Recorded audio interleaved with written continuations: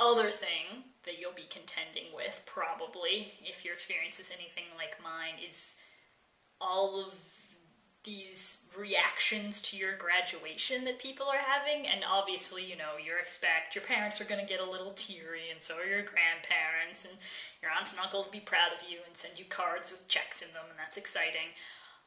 But because of your life experience, depending on the degree to which you made it public, other people may also be getting teary and coming up to you and talking about all that you survived and went through and overcame in order to get to this point. And like I was saying before, yeah, you had some extra hurdles, but at the same time, I really hated it when other people would, point it out to me or make a huge deal of it. True story, at a graduation party for a classmate of mine, her grandmother, who I'd met maybe 4 times in my life, walked up to me and after finding out who I was, grabbed my hand and said, "Do you know that you're a miracle?" I was like, how am I supposed to react to this? So it might happen, and it might really bother you if you're anything like me.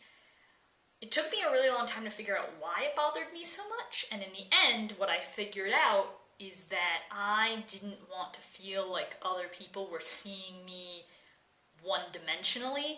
Like, the only thing I had ever done in my life was survive aplastic anemia.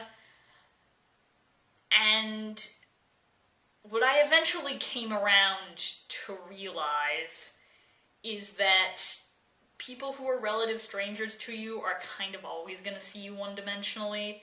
You're going to be that kid who does football, or that kid who does dance, or that kid who was on the student council, or that kid who had that weird illness. But what allowed me to sort of be okay with it and deal with it was that my family and my friends and the people who really cared about me didn't see me one-dimensionally. They saw all of my dimensions.